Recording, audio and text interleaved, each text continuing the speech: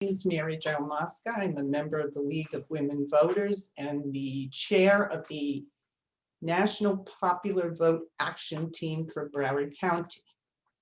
Today, we're going to talk about the National Popular Vote and how, by the incorporation of this legislation, we can fulfill the will of the people.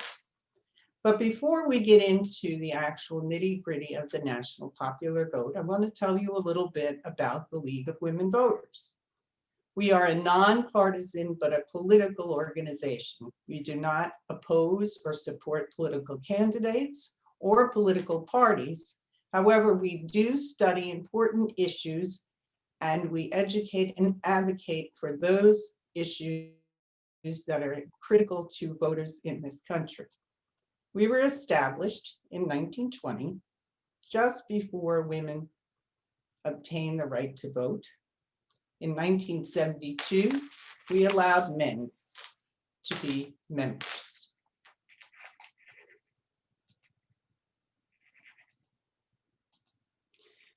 What we're going to cover this afternoon are as follows. We're going to talk about the election of the president, how we currently do that, and the problems with our current winner-take-all system.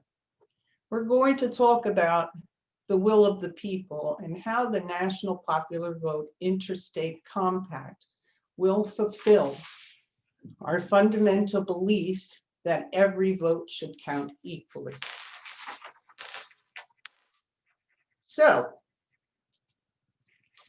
is the current way in which we elect the president and vice president required by the Constitution? Let's look at that a little bit.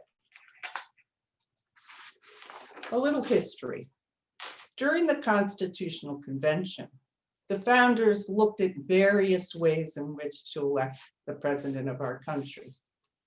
They looked at popular vote, but they didn't want to do it initially because they felt that the southern states would be disadvantaged because at that time, some of the states, Virginia in particular, 40% of their population were slaves and they were non-voting members.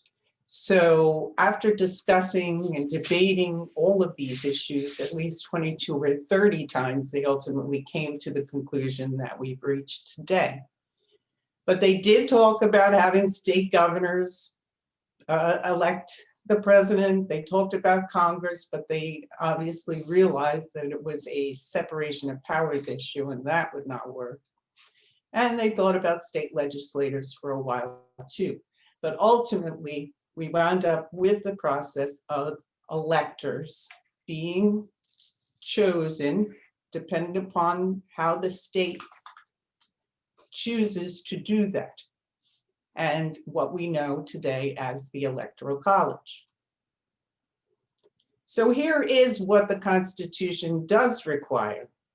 The United States Constitution, Article 2, Section 1, specifically states that each state shall appoint in such a manner as their legislature thereof may direct a number of electors. So the Constitution gives to the states the plenary power to choose their own electors. So how many electors are there? Well, there are 100 senators. Each state has 2 senators, and per the Constitution, those 2 senators for each state are counted in the total number of electors, as well as the 435 representatives that are currently elected. And we developed that 435 number based upon the population determined by our most recent census. In addition, the District of Columbia, although they have a non-voting member of Congress and they don't have any senators, they have been granted 3 electoral votes to total out the 538 that are required by the Constitution. In Florida, we have our 2 senators and currently 27 representatives. Based on the 2010 census, we now have 29 electors. That may change, And as we all know, in order for someone to be elected, they must have 270 Electoral College votes, or 51% of the 538 votes, in order to win. So how do electors cast their votes?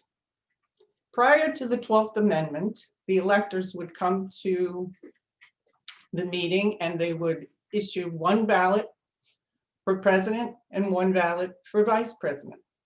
And then whoever had the most votes would become president and the runner-up would become vice president. So no one really ran for vice president prior to the 12th Amendment. Once the 12th Amendment came into effect, two ballots were again required, but one vote for president and one vote for vice president. In the event of a tie, the Constitution requires that the House select the president, the US House of Representatives. And in the event of a tie, the US Senate would then pick the vice president. Now, where the Constitution is silent is on how states are to appoint their electors. And the Constitution, as I said earlier, gave the states the power in which to decide how to appoint their electors. In the 1800s, well, between 1789 and the 1800s, many different methods of determining electors was used. Ultimately, between 1830 and 1890, states began to become a little more uniform in their approach.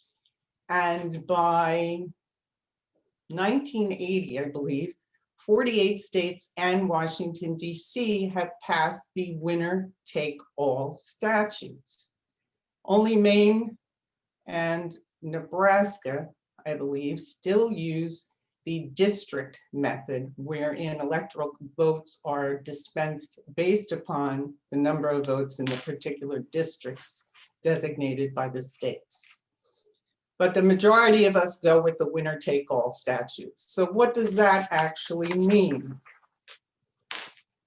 What it means and what the problem is, the first and most critical problem is that it lacks legitimacy. And why is that? Because the candidate with the most votes may not always win. So how does that happen? Well, in one instance, one very important instance that we could show you is that small states have a bias in favor of their voters. As you look at this particular chart, you will see the differing populations, and used as an example would be Wyoming and Florida. Wyoming at the time had 586,000 voters, and this is based, I believe, on 2019 statistics. Florida at that time had 18,900,000 voters, although clearly we have more than that now. Wyoming had 3 electoral college votes, and Florida 29. Now, when you do the basic math, you see that for each electoral vote, Wyoming has 1 electoral vote for 195,000 of its citizens, whereas in Florida, we get an electoral vote for every 648,000 people. Therefore, we have, as Floridians, our vote counts 1/3 less than a vote from Wyoming. And if in fact we did a per capita equalization, Florida would then have 97 electors in order to make this an equitable situation. So there's the problem of lack of legitimacy. There's the problem of small state bias. The second problem is battleground states, and we Floridians are very well versed in what it means to be a battleground state. And in the last several years, the battleground states are the ones who determine the president's election. So why is this a problem? Well, for one thing, most of the states, as you can see from this slide, are ignored. They're called spectator states. They get very few presidential campaign visits. They just generally get overlooked. So why is this a problem? Because the campaigns spend most of their time in the battleground states.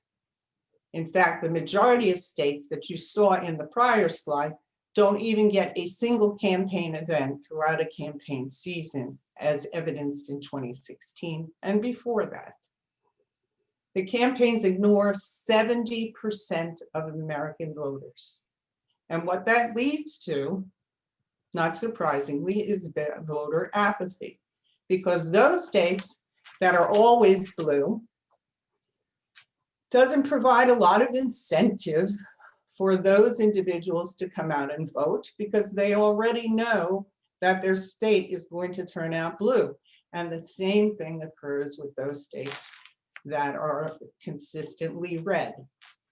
This is not just a problem in terms of lack of voter participation for presidential elections, but it also affects the down ballot elections as well, when voters don't come out to vote for their respective state officers and municipal officers. So who wants to see this changed? Well, most Americans want to see the winner-take-all method changed.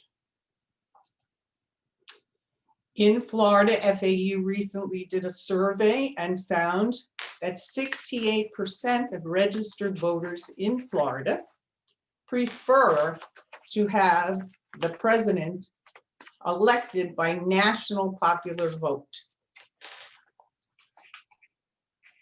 And this survey, as you can see, was conducted only in the last couple of years, so it's recent. So what does it mean? What is this national popular vote proposal, and how would this remedy some of the problems we have just discussed? State legislatures have the power in which to make these changes, and the national popular vote laws, state laws, would align with the Constitution, primarily because it does not require, in order to implement these laws, it does not require abolishment of the Electoral College.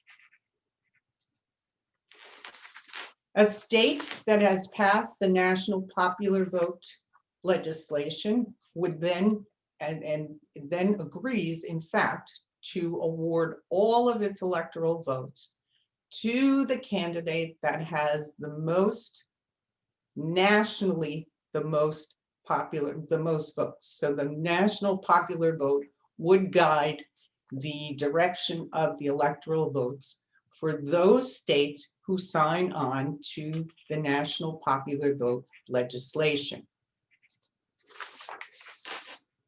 This legislation, however, will not take effect. National popular vote legislation would not take effect until enough states have signed on to represent the 270 electoral votes that would be required to win the presidency.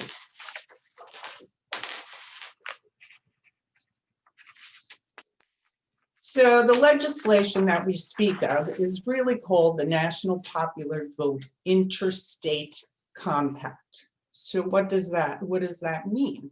Well, an interstate compact is a contract or an agreement amongst states, two or more, and they agree on a policy issue and adopt common standards with which to implement this policy. National Popular Vote Interstate Compact litigation is the same legislation for every state for obvious reasons. It would need to be consistent. The legislation would need to read the same way. And again, as I said, the legislation would not be enacted until we have enough states signed on, and as part of this interstate compact, to total 270 electoral votes. Interstate compacts are a very common process in government. We, for example, in Florida, when I was a probation officer, I was aware of the Interstate Compact with respect to dealing with probationers. If a probationer was arrested here in Florida but resided in New Jersey, it was policy for the states to ensure that these people would be supervised while they were out on release. And Florida and New Jersey and many, many other states in that Interstate Compact have agreed on certain key provisions to ensure that the probationer's supervision is completed, whether the person is residing in Florida or residing in New Jersey. We have 200 of these compacts that involve various states and approximately 20, I believe, that are national in scope. Again, participating states would award all of their Electoral College votes to the winner of the national popular vote. Right now, we have 15 states plus the District of Columbia that have passed National Popular Vote Interstate Compact, or NPV-IC legislation. That amounts to 196 of the 270 votes that are needed, which is 73%. So we're almost 3/4 of the way there. If you look at this map, you will see which states, the states in the deep blue, are the states that have already passed the NPV-IC legislation. Additionally, Colorado, which appears here in yellow, is in fact a dark blue state. In 2020, the Colorado voters, there was an initiative on the ballot to repeal the NPV-IC. It was not successful. So Colorado remains one of the deep blue states who have passed the NPV-IC. There are several states that have passed legislation in one house, but not the other. Nevada did pass it in both houses, but the governor vetoed it, so Nevada has to start again. There are several states where it's coming up on upcoming ballots, including Vermont.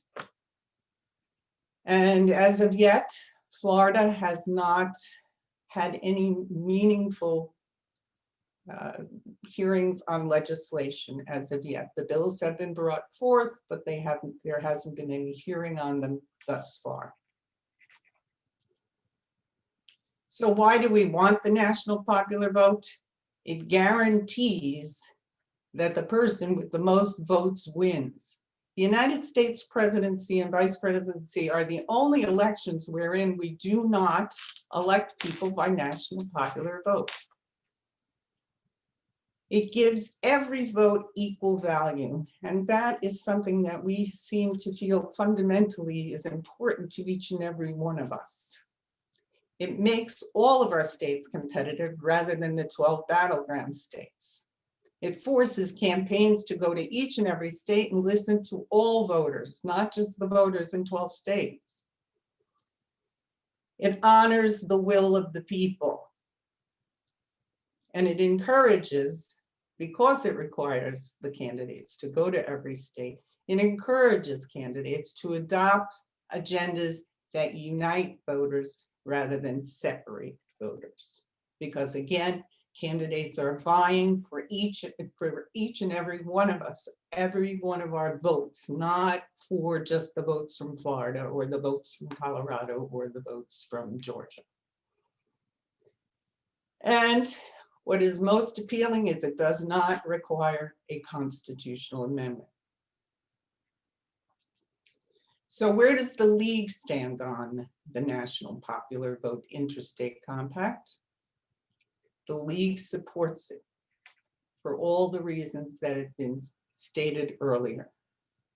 To lend legitimacy, to honor the will of the people, to guarantee the presidency, and to ensure that candidates promote agendas that unite all voters.